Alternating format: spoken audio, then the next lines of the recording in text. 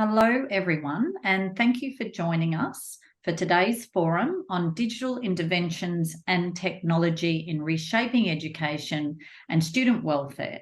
My name is Sarah Prestridge, and I'm an Associate Professor of Digital Pedagogies within the Griffith Institute for Educational Research at Griffith University in Queensland, Australia. In the next 10 minutes, I will do a welcome to country and introductions. After this will be the panel session, which will go for about 35 to 40 minutes, ending with a Q&A.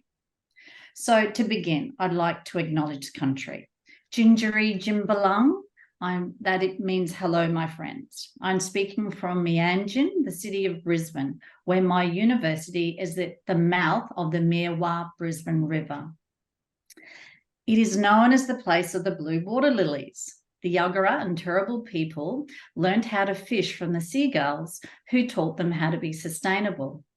At Griffith University, we have on our lands the echidna who often roam the Tui forest, and at times we see beautiful creatures, especially frilly lizards and koalas in the trees surrounding the campus.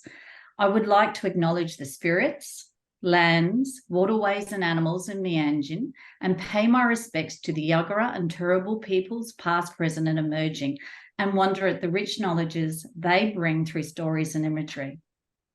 I'd also like to acknowledge those from India and pay my respects to their culture and peoples. In 2017, I was lucky enough to present at a conference in Visakhapatnam. At this conference, it was focused on digital technologies, and I spoke of the power of learning through mobile phones, both by students and by teachers, and how through online social networks we can connect and collaborate and create new ideas with people from around the world. After the conference, I visited Delhi, Agra, and Jaipur. I was fortunate to visit the Taj Mahal, and I was immersed in the beauty of India and fascinated by the incredible history.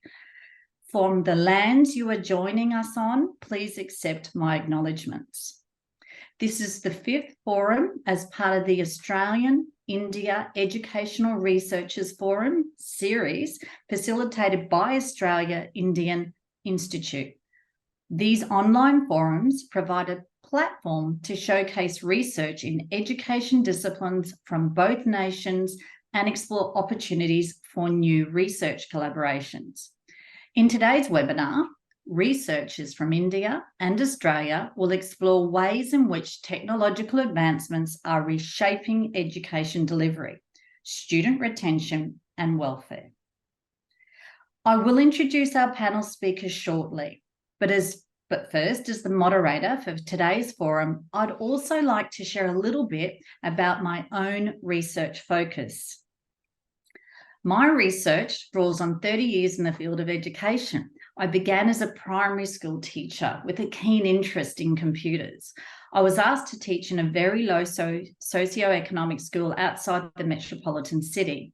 I had to learn more than being a teacher, to provide a safe place for learning, but also a place where learning was really interesting. It was the early 1990s and I was teaching a medieval unit. I used a big old computer in my classroom that had a simulation program where my students could have a real experience by walking around a castle, exploring secret passageways and grand ballrooms and busy village life. It was captivating and surreal, and I could see that spark, and I knew I could use this to help my students learn. This became my passion to use technologies to make a difference to student learning. In those early days, computers were new in classrooms, and many of the teachers used tutorial programs like maths games or spelling builders. I knew there was so much more to it, so I started a master's degree and then completed my PhD investigating online teacher professional development that changes how to teach effectively with technology. My research work focuses in the K-12 schooling context, and through competitive grants, I've created the first set of digital teaching principles that guide teachers' effective use of digital tools. I've developed the first set of PD videos for teachers on how to teach in 3D virtual worlds, and these videos are a way of reaching out and giving back to teachers. For instance, when COVID hit, I made 36 videos in 48 hours, and I sent them out through social media to help teachers build their capabilities to use that remote online learning space. These videos, those ones particularly, were viewed over 13,000 times just in the first few weeks. So now I've created over 70 videos that are freely available.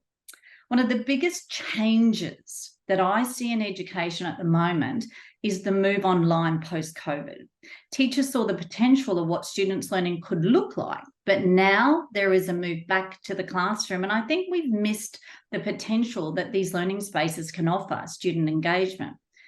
Online can be much more than a repository of content or doing a digital worksheet. Now, with teacher shortage, for instance, which is a worldwide problem, some schools might not even have a maths teacher or a physics teacher. So we need to look at models where teachers are teaching students in their classroom, but at the same time teaching other students in other schools through synchronous, asynchronous, and virtual spaces. This sort of distributed model of teaching allows those students to learn alongside other students from other schools and do the subjects that they're really interested in doing. Now, just one more short point, as I'd be actually remiss if I didn't mention it, is that change that's currently happening with teachers, and they're making changes around curriculum, pedagogy, and assessment because of generative AI. I believe we will hear more about that from our panelists today. But for the K-12 schooling context, this is a big change. We know students are using it, and teachers are worried about being replaced by it. I just did a keynote in Indonesia on AI in schooling, and I said, AI won't replace your job, but someone using AI will. And now to the panel discussion. I'd like to introduce to you our expert speakers for today.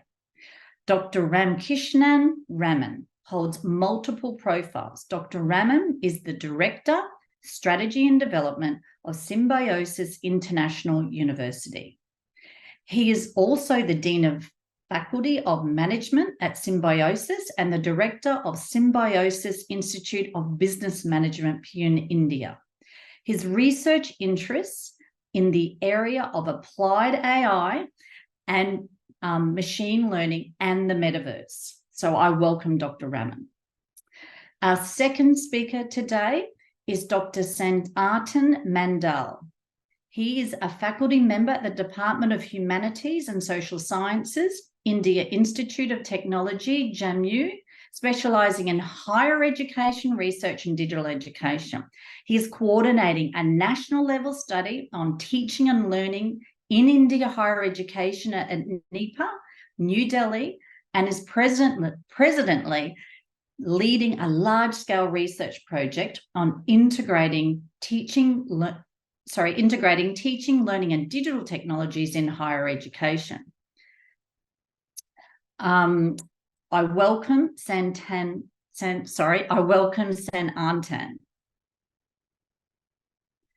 Radhika Gorur is an associate professor in the School of Education at Deakin University. Her research is in the field of education and education policy, the sociology of qualifications and metrics, and critical data studies.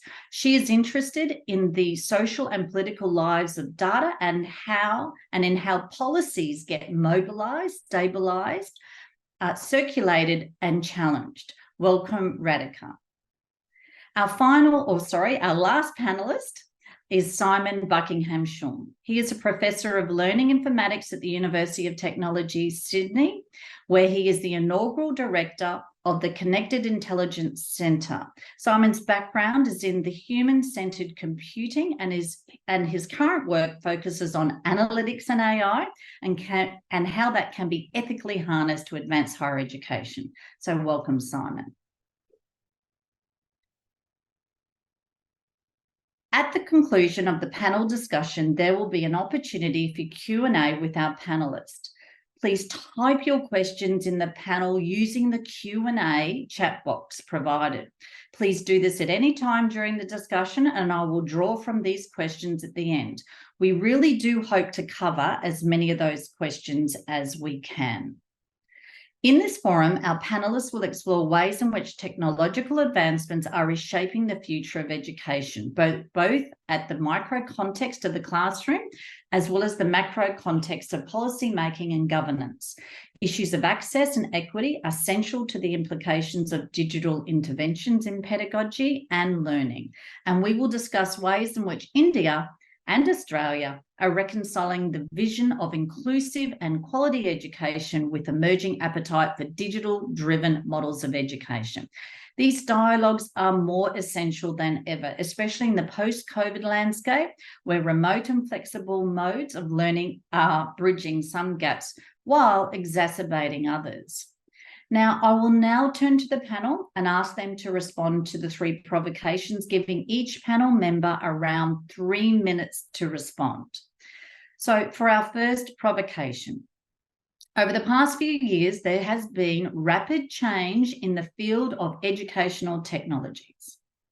Research talks to new models, new approaches, new student engagement, new challenges. Can you first explain, drawing from your research, how education has been shaped by technologies and what principles are driving these changes? Could I please direct that first provocation to you, Dr. Raman? Thank you, Sarah. I hope you're able to hear me. Yep. Yeah, thank you. A great question to start the panel discussion about education and technology. Now, education has undergone several significant transformations due to the advancement in technology over the past several years. And there are several key principles that have been driving these changes. The generative AI, the chatbots that have come in, are one among these advancements which have made sweeping changes the way education landscape is being reshaped by technology. And there are several ways that these are being implemented and that are changing the way education works across the globe. I put them into the context of A, B, C, D, and E. A, access to information. Technology has changed the way information is accessed, both by people who teach and people who learn. So access to information, the asymmetry is getting kind of diluted today. So access to information is A, which is significantly affected due to the advancement of technology. The second is B, which is better access to experts in any field. So today we do not have a problem to get the expert advice. In fact, the role of experts are taken by generative AI tools who also give advice as if an expert in that area is giving. And people are claiming an accuracy of 85 to 90% as far as the information provided by these generative AI tools who act as experts. So that is the B, which is better access to experts in any field. Let me go to the C aspect, which is collaboration and communication. The way to collaborate and communicate has become very easy, and multimodal communication is becoming possible. The audio, video, picture, voice, text, all can be easily transmitted from one place to other place. And that's also changing the way in which education is being delivered or being reshaped by technologies. The next is D, which is drastic personalization. Personalization is the key here, but it's really getting drastic in terms of what I need, what I want to consume, what I want to learn is getting so much personalized based on my interests. And that is a possibility today as far as drastic personalization using technology. And that's also reshaped and continues to reshape education. The last is enormous flexibility. I might be working, but I want to learn something in the late evening, I can do that. Or I'm working in the late night shifts and I want to learn something in the late afternoon, I can. So that's again something which is known to all today. There is enormous flexibility according to the individual's preference, is something which has been reshaped by technology as far as education is concerned. Right? So these are kind of my viewpoints, the A, B, C, D, E, which is actually how education is being reshaped by technology. And these are some things which we are experiencing today. Thank you. Yeah, thank you, Dr. Raman. And it's like they all affect one another too. So that's really interesting. Thank you so much for that. Sayantan, could you respond to the provocation, please, on how has education been reshaped by technologies? Right. Thank you so much, Sarah. And thank you, Dr. Raman, for really highlighting and setting the stage, because the way you have pointed out, most of the things are, you have given an overview of what is going on and how technology is changing and reshaping our educational landscapes. But here I'd like to highlight the importance, one important area here. It is the difference of speed at which technology is evolving. You have said about different types of technology and how technology through its different modes are reshaping education. I'll be focusing on rather one aspect, which is the speed at which technology is evolving versus the speed at which universities are adopting and integrating them. Compared to the first, the second one seems stuck in a little bit of an inertia, if I can put that word. It is more prominent in the averagely funded, highly controlled higher education institutions, especially those are affiliated colleges, possible in India, which have little to no autonomy and a questionable academic freedom. And this has a lot to do with how technology is being used in these higher education institutions. Here, I'd like to highlight one point, that it is important to note that I'm not referring to the purchase or acquisition of new technologies or applications and so on. I'm focusing on the adaptation and integration of the technologies in the teaching learning process. In fact, this issue is highlighted by Professor Shoman Chattopadhyay in the last the fourth panel forum discussion. So the question what I want to ask is that, are we transitioning our instructional approach from a behaviorist paradigm to a cognitive paradigm and further evolving towards a constructivist or cognitive connected paradigm? Or are we marginally updating us and the higher education system using marginal changes, for example, a PPT on other things, online lectures, etc., and sharing a few multimedia resources and calling it a digital transformation? So essentially, I want to highlight what is going on in the ground.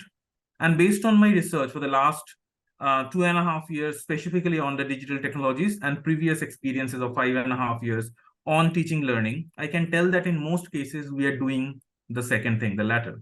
We are accumulating technologies, we are purchasing them, we are building our repositories, but we are not really integrating them. And this word integration is a key word here. We think we are using them. That is a misconception to a large extent in the general Indian higher education landscape. But a large section of teachers are not even realizing the importance of revamping their pedagogies, as there is a cumulative innocence, or if I can call it ignorance in this regard. So there is a large section of higher education. Digital technology is a superimposed phenomena where we are using it without realizing or utilizing its full potential or integrate it optimally. Thank you. And that is a very big point. And I think this whole idea, Sayantan, is that we just add another tech on instead of that pedagogical change. So that is a very big question. And thank you very much for raising that. And I hope we get to talk more about, because it's what is actually being reshaped. You make a very clear point there. Thank you very much. Radhika, could I ask you, from your perspective and context and research, about this reshaping? Thank you, Sarah. And thank you also, Dr. Raman and Sayantan, for your perspectives. My research really is on kind of global reform agendas and the agendas of global aid agencies and how they're reshaping education, particularly with with a view to promoting the Sustainable Development Goal 4, which is the education goal. And I was just thinking about how easily we've kind of asked this question: how is technology reshaping education, without marveling at the fact that something like technology is reshaping education. So instead of I feel that what's happening today is that in fact technologies and the companies that produce these technologies are shaping their education agenda, rather than kind of education having an agenda to which technology is contributing, to kind of to serve the agenda of education. And I think that is the biggest kind of issue to me, because technology companies have their own logics, have their own kind of agendas, and it is as if education is serving those logics and agendas today. In the past, for the past few decades, it's been economists that have driven the education agenda. OECD and World Bank are full of economists who are in the education kind of reform area. And so we were all about, getting skilled up to serve the economy, to raise the GDP. And now it is, an agenda that is set by tech companies, and how we kind of become either affordable, in terms of data, or become good kind of workers in the AI kind of environment. And that's kind of shaping the agenda at the moment. So I think relatedly, it's people like Ben Williamson have talked about this. It's the kind of futures, education futures, that are being imagined, and how technology and technological companies, or big tech companies, are kind of describing this future into which we are buying, and then we are trying to kind of shape our educational institutions and our kind of national and global education agendas to kind of fulfill that future. I don't think we're stopping to ask whether that is the desired future or whether it is inevitable. So I think there's a future that's being kind of promised and painted by technologies, and we are kind of becoming subservient to that agenda, or that kind of imaginary. One example is that UNESCO has teamed up with about 200 companies, which include Microsoft and Meta and Google and KPMG and Huawei and so on. And they form the Global Education Coalition, and they are kind of setting the agenda. They are the solution. They are the ones finding solutions to problems in education. And they have recently set up something called the DTC, the Digital Transformation Coalition, which is seeking to kind of digitize education in the Global South. And when you think of the kind of issues in education in the Global South, I'm not sure if digitization is the answer to many of those issues, or whether it's going to kind of draw attention and resources away from other things that could be done, such as, maybe doing something about the children who are out of school, right? So that is one of the issues. So I think allowing EdTech to drive the agenda, which is really what's happening, could be one of the issues. And finally, I think the kind of logics of Silicon Valley and kind of AI that are trained on Western data sets, English language data sets, are kind of promoting forms of knowledges which are kind of displacing vernacular and local kind of knowledges. And so you have this kind of colonization, of knowledge through these technologies. And that's something that these are not things that are easily visible. We talk more about the digital divide, or the lack of resources, or and so on. And these are kind of very subtle ways in which kind of historical colonial legacies are being carried on through technology. And so I think these are the big picture kind of changes in education that are being driven by technology. Radhika, yes, you've touched on some very big ideas here in regard to society and its impact on education, or is it it's the chicken and the egg to a certain degree? I mean, as an institution, us responding to societal differences, but then, as you say, as the other area is this who owns the knowledge, what knowledge is being represented. So I hope we come back to discuss those points that you've made, very important ones. And our last, keep saying last, Simon, I'm so sorry. But the response, Simon, if you could, to this provocation around reshaping by technologies. Thanks, Sarah, and thanks everybody for opening up this space so well. Well, I'm going to focus on the question of what principles should be driving this change, since I think we're all generally aware of what is currently driving this change. So my background is in human-centered computing, human-computer interaction. I come from psychology, ergonomics, and learning. I'm always thinking about the human experience of the technology, and technology can be cold or warm. It can dehumanize or it can humanize. But so can our teaching without any technology. The way we are with our students can dehumanize or humanize. It can create a dangerous environment or a safe environment. And technology can be used in, to achieve those very different ends. And I think that as our higher education systems have gone through growth and massification, it has become often dehumanized. And I would like to think that we can harness technology to rehumanize that experience. And in the work that I do, I'm in the thick of designing and building tools that are informed by data and analytics and now AI. So, and because of my human-centered design perspective, I am seeing what happens when you bring the stakeholders into the design loop and they get to shape the tools that they are then going to be invited to use. That is possible because here in my university, we have capacity to actually develop in-house tools in conjunction with products that, of course, we just buy from vendors. But when we involve students and educators in conceiving new technology, especially new technology using AI, then they find that deeply rewarding when they actually see the results coming through in software. Students and educators are not used to having that level of agency to actually shape the tools.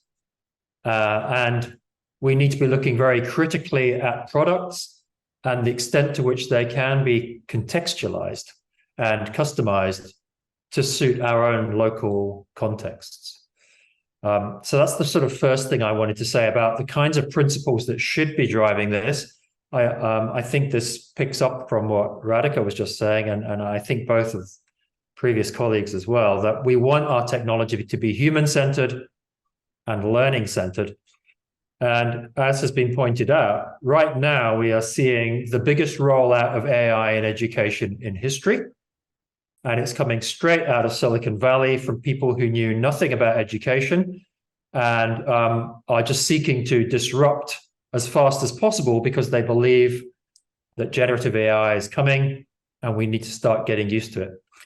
And so, our job is to adopt and adapt as we see appropriate these technologies for educational purposes.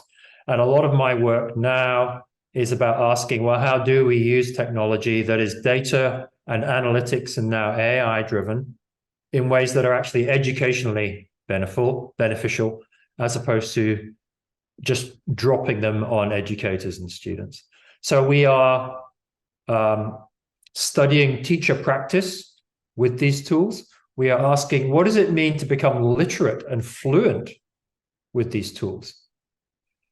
Because there is a learning curve associated with these. You do not just throw new tools at a faculty and expect great things to happen. They need that support. I think that's what Sayantan was emphasizing so nicely. The appropriation and embedding of these tools into everyday practice is such an important and often neglected and underfunded aspect compared to just throwing shiny toys at people and expecting them to have the time to learn how to use them fluently.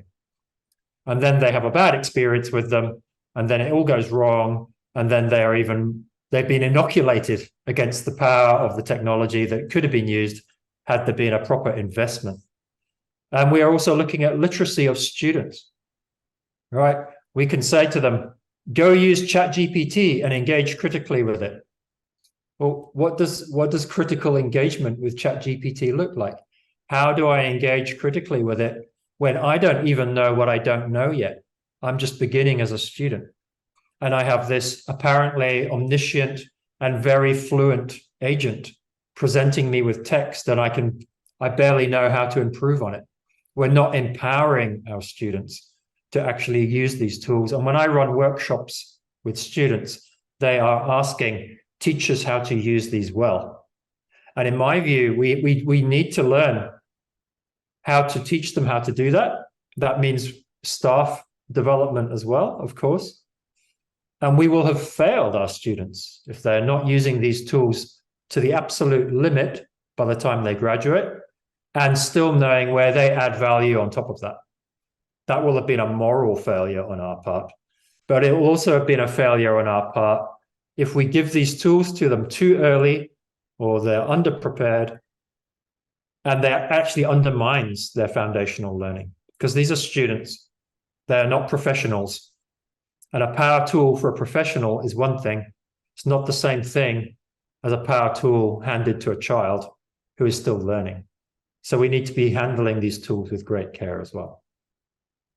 And I'll wrap up with one more point, really, which is what we are developing here are ways of engaging students and stakeholders like educators and casual tutors in the conversation about what do you think which should be the values that we care about as these tools hit us. And so I've been using deliberative democracy processes to convene conversations which are informed conversations. We have experts who are briefing and inputting ideas, and respectful conversations to handle the differences that exist, even between students. Students will agree and disagree about how they think these tools should be used as well. So we need these genuinely consultative, participatory processes. Radhika was talking about futures thinking. Whose visions of the future are we talking about? Well, let's make sure it's the visions of the future here in each of our local contexts about what we consider to be the values that we hold most dear and that we do not want to see disrupted by technology. I'll stop there for the moment. Simon, I think, well, that round of pulling those ideas in at the end, where you've touched on the principles, you've touched on the pedagogy, you've touched on real learning, and the human aspect have really brought together that whole idea around the value of education and how that is an important part of moving forward when we're thinking about technologies. And as you said, that human aspect. So I'm actually going to ask you, Simon, to start as the next round of provocations. So I'll just ask the question and then I'll end it straight to you. Digitally driven models of teaching and learning have the potential of expanding accessibility, innovation, and academic freedom, but also reproducing disadvantage if they are implemented in isolation from surrounding structures and marginalisation and inequity. So from your research, can you speak to some of the ways in which digital interventions can create inclusive systems of education? Yeah, okay. Let me tackle that. Well, okay, 3 points quickly. Okay, first of all, I think we're all familiar now with the idea that AI is not neutral. In fact, no data is neutral. So when we teach our data science students, the first thing we say to them is never say let the data speak for itself. Data does not speak for itself. We have to give it a voice, and everything from a database upwards already has a whole bunch of values built into it. Somebody somewhere has decided that these are the categories that count. These are the distinctions we will make. These are the things we will ignore because we do not think they are worthy of a data type or a relationship, right? That is a worldview. And as already been pointed out by Radhika, this is one way in which colonization happens and values and worldviews are imposed, even at the level of a database, never mind analytics, visualization, or AI. Okay, so everything from the data upwards is infused with values. So that's the first point. So the second point, we all aspire to open higher education to more students. That's a fabulous thing. But the cohorts, therefore, are growing. They're growing in size. They're growing in diversity. Students need to feel that they belong. Students need to feel that someone actually knows who they are and cares about how they're going. That's easy when you've got a group of 30. How do you do that with 500, 1,000? That's, a typical large first-year cohort in an introductory subject. And then if we're talking about very large courses, that could be many thousands. How can you feel that you belong at your university without feeling that that means you must fit in and be like everybody else?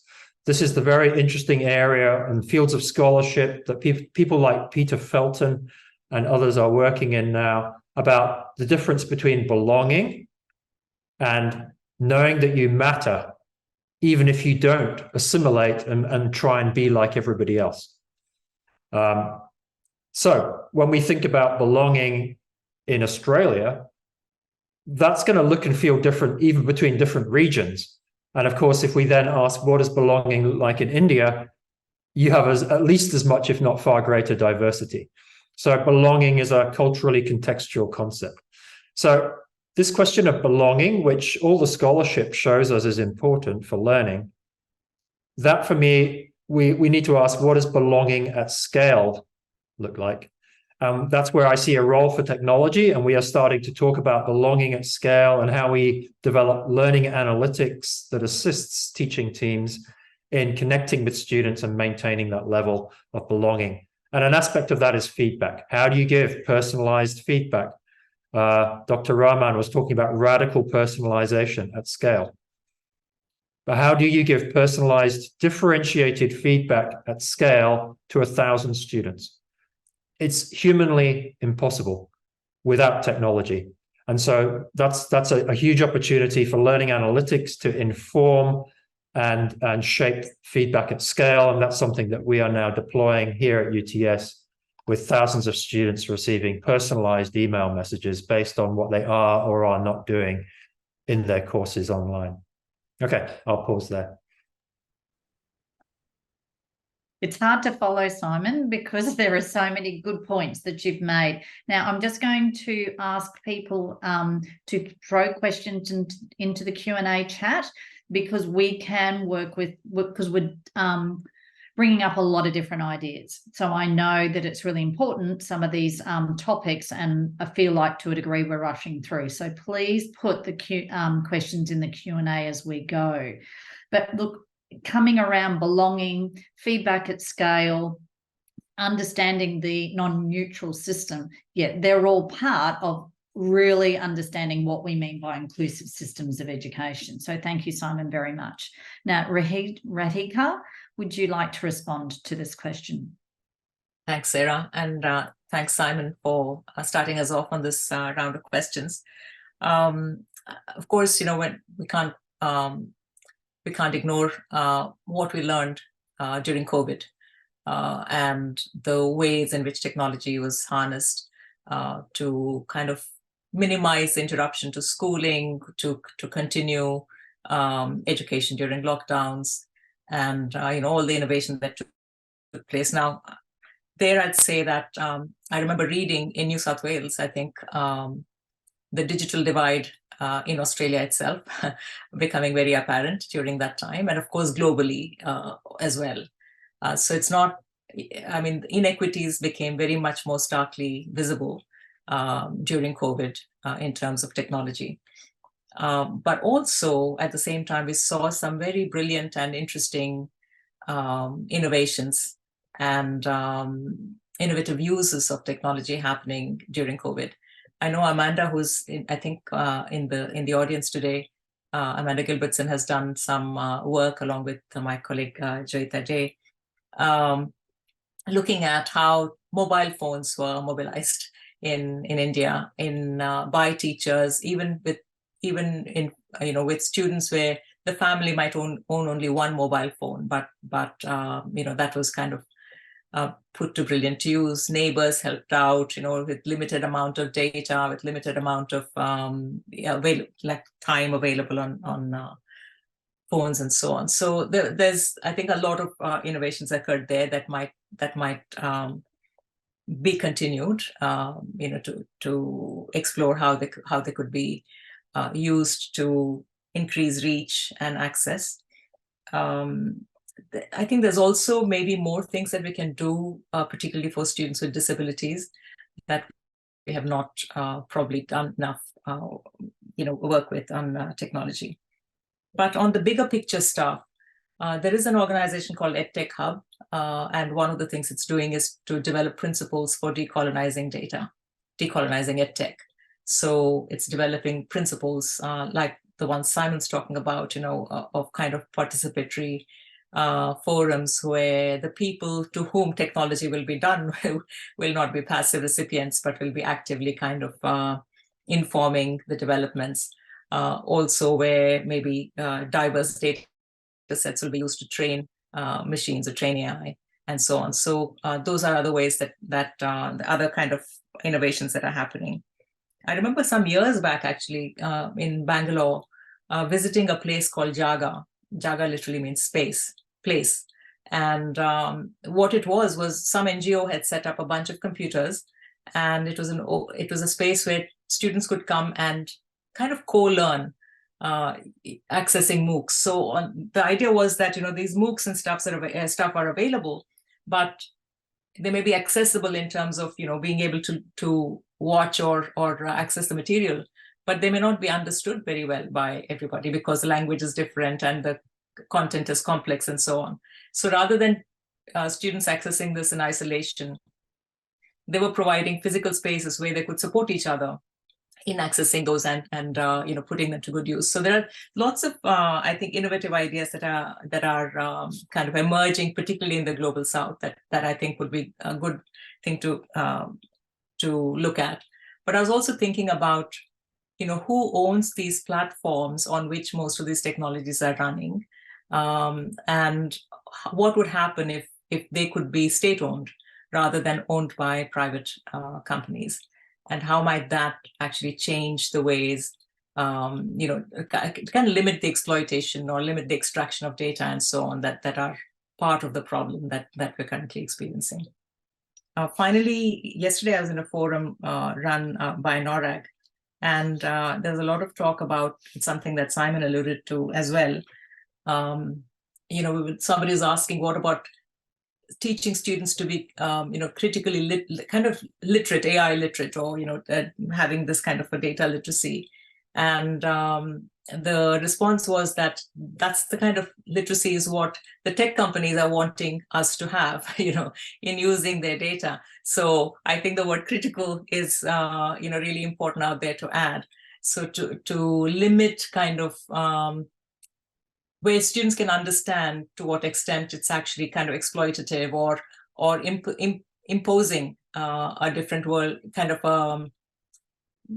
There's nothing wrong with kind of exposing you to different worldviews, but I think an imposing or the normalization of one and the marginalization of others, I think those kinds of literacies I think are really important for everyone to develop, actually, not just students. I think those are some ways in which tech can be more inclusive. Radhika, starting with what we understand and what we can do was a really nice move into that and answering that question, because we have been doing things really to understand how to be inclusive and supporting students and their learning and teaching. So thank you very much for that. And what I'm going to ask is Sayantan to respond to this question now, because he will give us a pedagogical focus, which I think you've moved us to at this point. So thank you very much. Yeah, thank you. Radhika has really pointed out some of the very key aspects along with Simon. And I just want to pick two keywords here. One is the belonging, and the second one is the human aspect of technology. Now, the thing is that, in most cases, digital technologies, we assume that the technologies are always in place and we have the devices, we have the internet connectivity.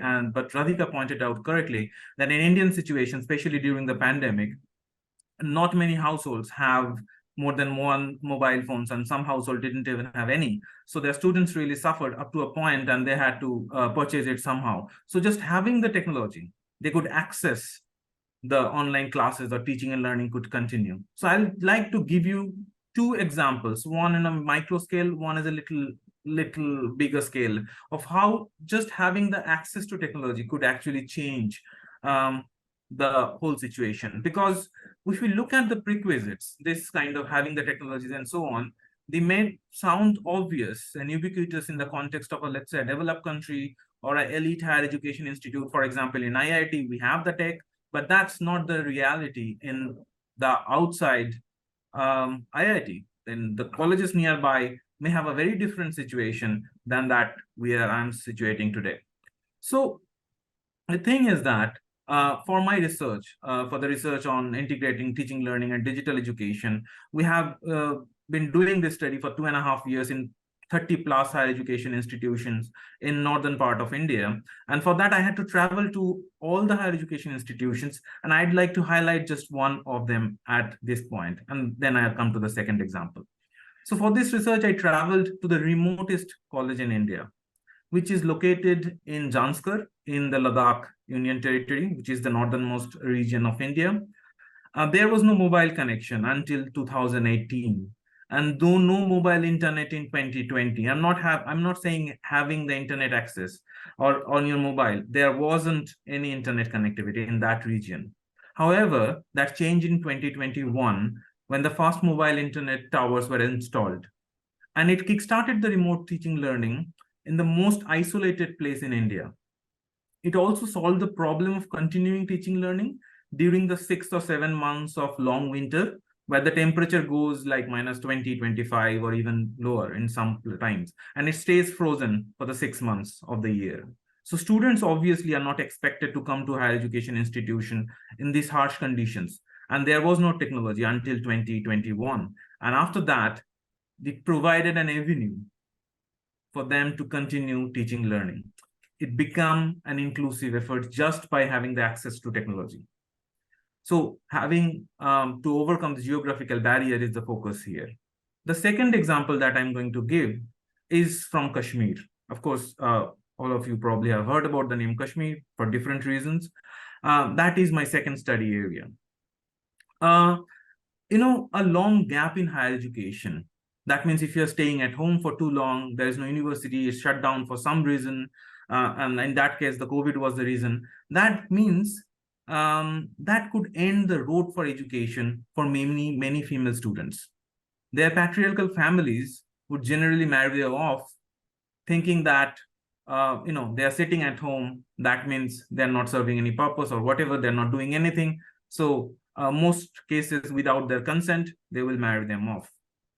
However, the digital interventions during the pandemic, what happened that the online classes could continue. And that means the girl students, the female students, could take their classes from their home and convince their parents that they're into higher education. They're still continuing. They're not left out students, or they're not dropout students. And that means the technology here did not just save them from their marriages, also gave them education and also gave them some kind of assurance of a better life. So these two cases, these two examples, the digital interventions worked as a catalyst for inclusion, just having the access. But very importantly, it brought hope, which is beyond quantification. Often what we do is that we are too impressed by the word quantification. We try to quantify everything, but sometimes things are beyond quantification. But it is important here, I would like to highlight that these two are rather little extreme cases, and we need to move beyond the point of access as well. We have to recognize it, but we have to move beyond it and move beyond to integrate technology. Again, I'd like to highlight the key word here, and it should be context specific. The situation in Janskar and Kashmir may be very extreme, but this could be reality for different other locations as well in a little different way. So it has to be context specific. And understanding not just the technology, but pedagogy is also important. What kind of pedagogy is really useful when you're using technology in certain conditions? For example, in one of the studies, we found out that where the internet connectivity is a bit slow, disruptive, and or interruptive, let's say. So there, having a low bandwidth internet connectivity, let's say a Zoom meeting, which works on low internet speed, that works best for the teachers and the students both. So having an app or having a system or an application which works on this kind of situations really helps the students. So it's not just really having the technology, it's also how are you modulating the technology and how are you using the technology for effective interactions. And that is the key. And here, another keyword I would like to highlight is the word interaction. Because during online classes, and during the technology mediated classes, the main thing we are missing is direct interactions. And that brings a social aspects or social interaction aspect into the picture. So I'll stop here.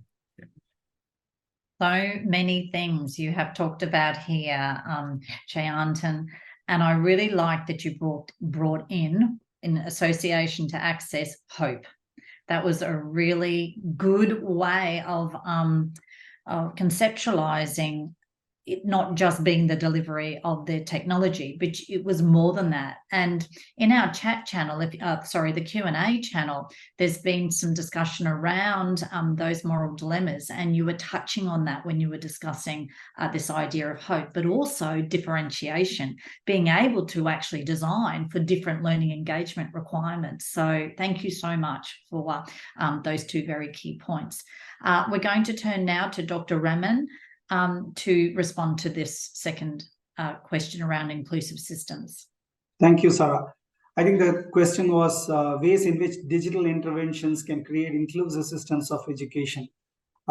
Digital interventions can play a very important, crucial role in creating inclusive systems of education by addressing the barriers and providing opportunities for a diverse range of learners. Let me give two examples here. The first, we have got a set of seats reserved for differently able students in our university. And here, the accessibility tools given by technology is of great use. One, screen readers, we have text-to-speech converters, closed caption tools that are available. We use all of them to ensure that the content is accessible to students with disabilities. So this is one case example wherein, the digital intervention which can create an inclusive system of education. Let me give another example here about the 14 villages around our university where we cater to the needs of specific education needs of these students who are living in these villages here. One is the multilingual support. The digital platforms that we use gives multilingual support, and which is allowing the students to access this content in the vernacular language so that it's easy for them to learn. So the education material and resources are provided in their preferred local vernacular language, and there are content which is available free of cost. That's next, the affordability. So we have a set of students, we got a digital van, and this digital van actually goes to the villages almost every alternate day, and we have got a set of systems that are installed in the digital vans, and the multilingual support that is available through the technology makes learning easy for these students from these villages who see the video in their own vernacular language with the closed captions in that same vernacular language.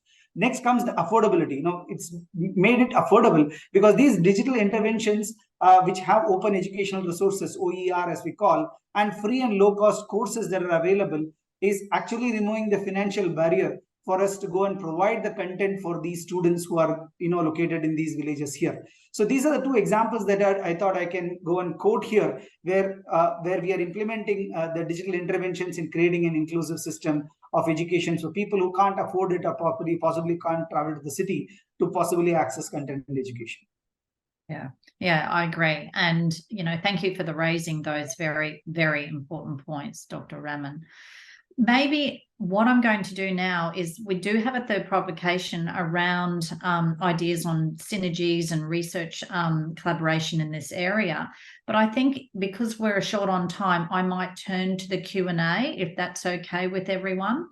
Now, one of the questions that is raised a few times is this idea of student engagement online. How do we integrate the ideas of the learning design, which we've touched on a little bit, into practices to maximize that effectiveness of the actual learning, either with the AI or the online? So I'm going to ask the panel if anyone would like to respond to that. So how do we actually design for student engagement online so that they actually, so when we have the access, we're providing hope, how do we design for these sort of engagement opportunities?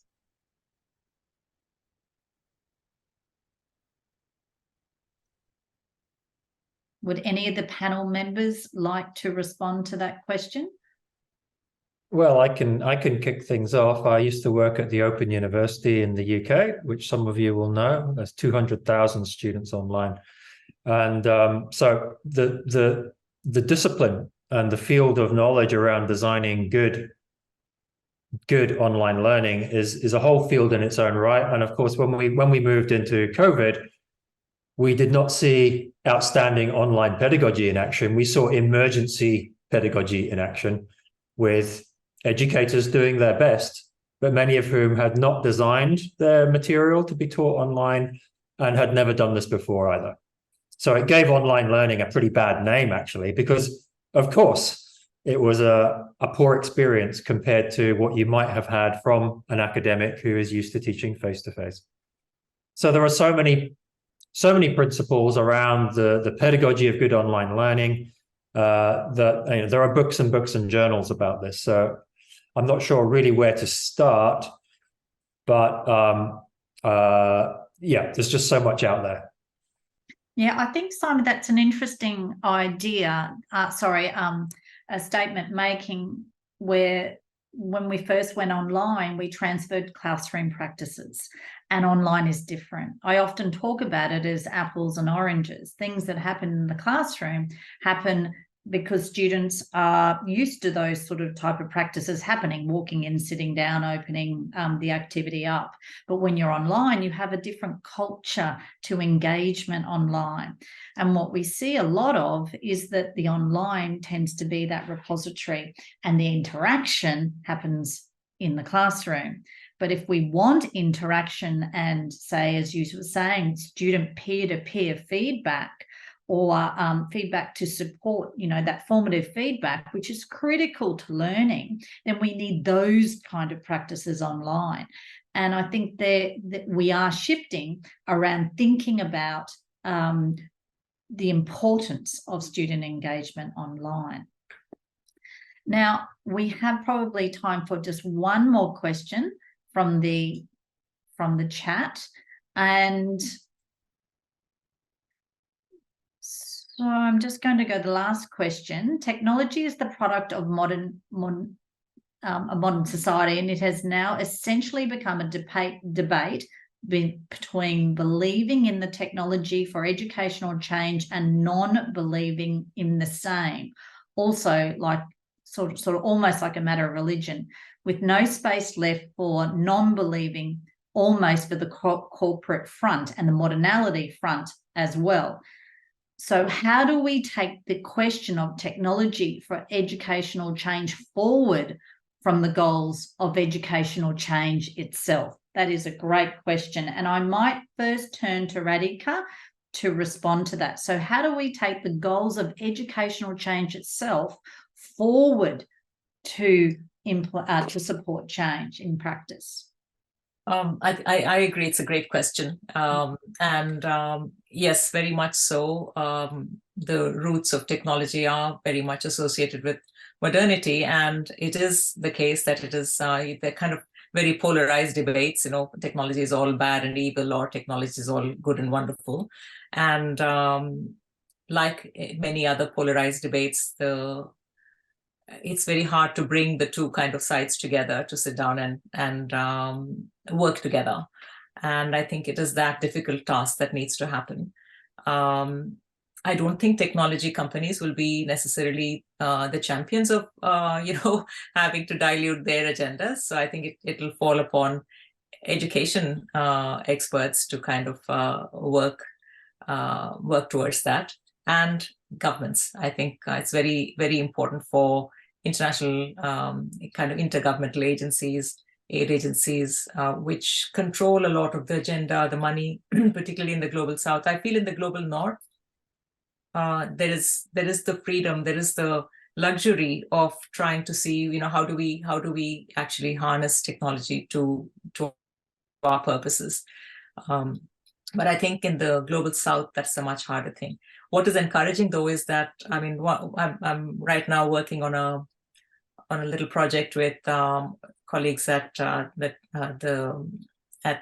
TIS, at Tata Institute of Social Sciences, looking at social enterprise in India and looking at the number of companies that are coming up, innovating in the space of EdTech.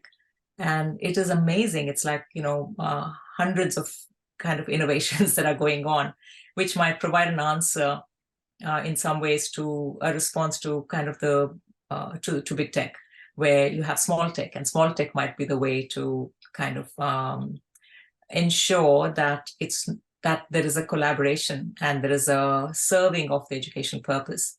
I think it's hard to fight big tech, but I think through small tech there might be more collaborative possibilities. It's kind of incomplete and very limited answer. But I think that is a quest that it's a very good question to raise, and I think a question that we should all be engaging with in the coming years. Yeah, and it's been coming through our dialogue as we've been talking through each of the provocations. Panel, I'd like to thank you so much for your contributions. We're already out of time, and I really appreciate each of you spending your very valued time talking with us today. Dr. Raman, thank you so much. Simon, Radhika, and Sayantan, I really appreciate it. And our discussion, I think, will